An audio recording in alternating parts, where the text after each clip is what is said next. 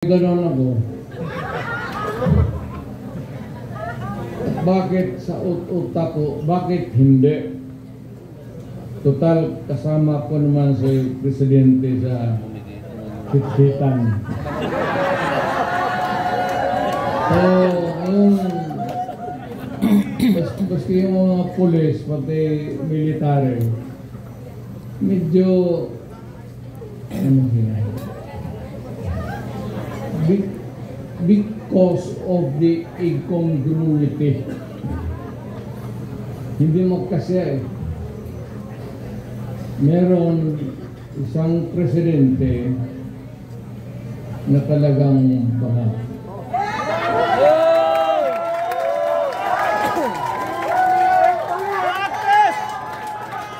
Hindi naman buang.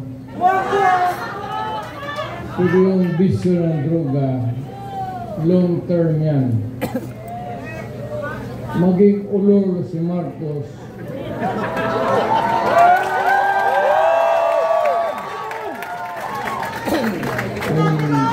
Maybe constant use of heroin.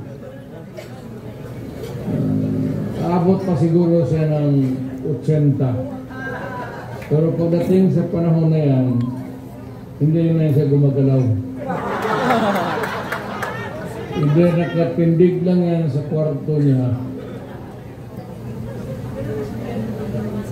O natutulog. Ganito na lang. Marami tayong problema. I think the Marcos government was falling short of the expectation. Ako, hindi ko ma-compare kasi pwede kong sabihin, mas mabuti siya ngayon kaysa aking panahon. I can even concede na ganon ang nangyayari.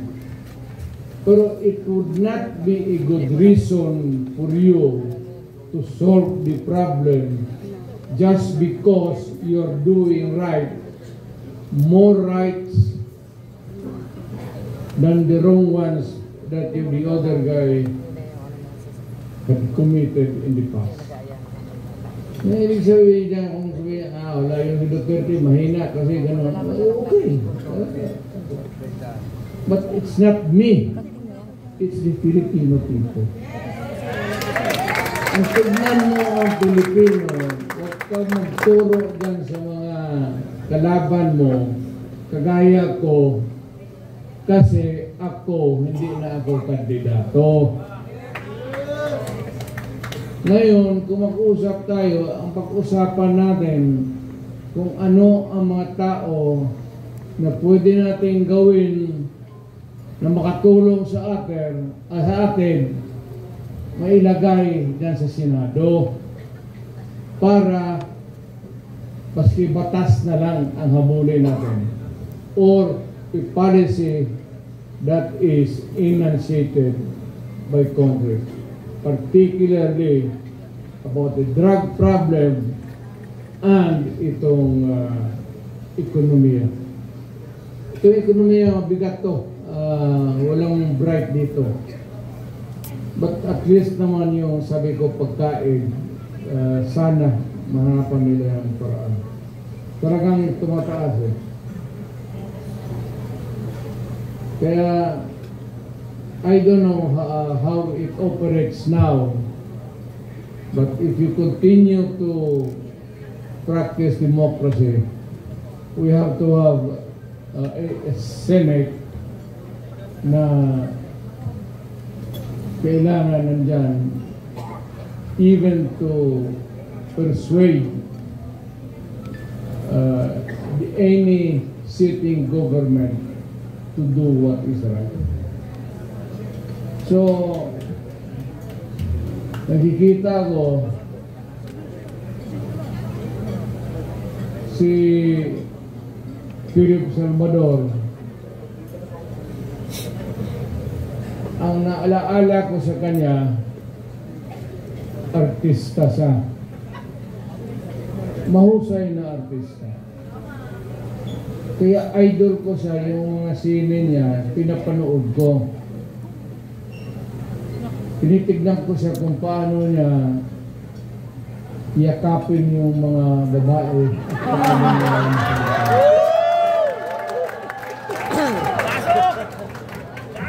Well, aside from the fact that I know he would make a good senator, yun ang naalaala ko sa kanya na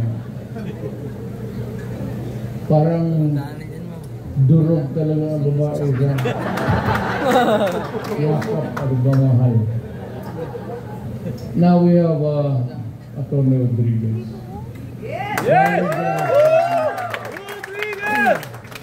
Alam mo, mag-isang tao, importante talaga to. Importante to. Baski kami, alam namin, basta yun nakakilala sa akin personal. Importante ang tao na may prinsipyo. At isang nakita ko na Pilipino na may prinsipyo na umalis sa trabaho niya because the dynamics of the position of what he was there in Malacanang was no longer right. He chose to make the decision at nakita ko as a matter of, hindi naman kailangan sabihin, but nakita natin as a matter of principle, importante talaga Atty. Rodriguez. Yes!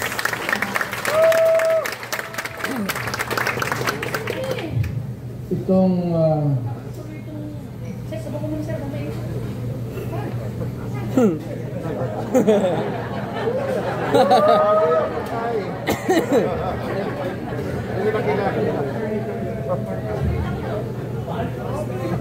apa lagi boy?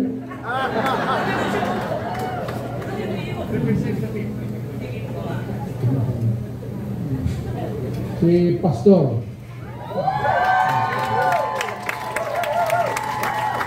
At least kung maghanap ka ng tao na kandidato, kung manalo at makaupo dyan as a senator who has the moral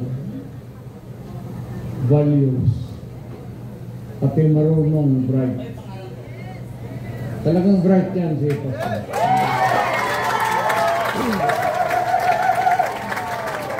Hindi namin na rinig kasi Pastor ano na yung sinasabi, yung ganon, ang mga apostoles, ang mga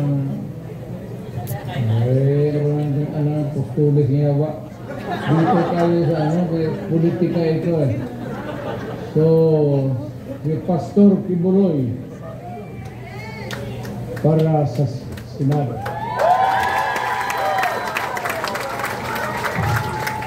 Itong tao na ito, yung sunod na sinasabi ko, humahanga talaga sa integrity pati yung utak. Abogado, pareho kami abogado. So kapag nagsalita ito, hindi ko naman kilala ito, but yung the constant exposure sa TV, parang natauhan ako, magaling ito Alam niya, sinasabi niya, pati tatanong-tanong ako, talagang is one of the upright na tao na bira mong makita ng ganun. Yung mga bright na karihan kasi yung mga bright, mga gago haluan nila yung trabaho nila ng kagaguan. Alam mo, ako talaga, it was I who sought him. Ako naghanap sa kanya para makilala ko siya. Talagang bumilib ako sa kanya. Marcoleta.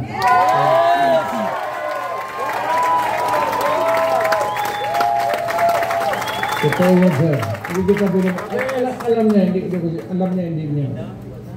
Nung lumapit ako sa kanya, sinabi ko, Sir, believe ako sa iyo. diretso, alam niya,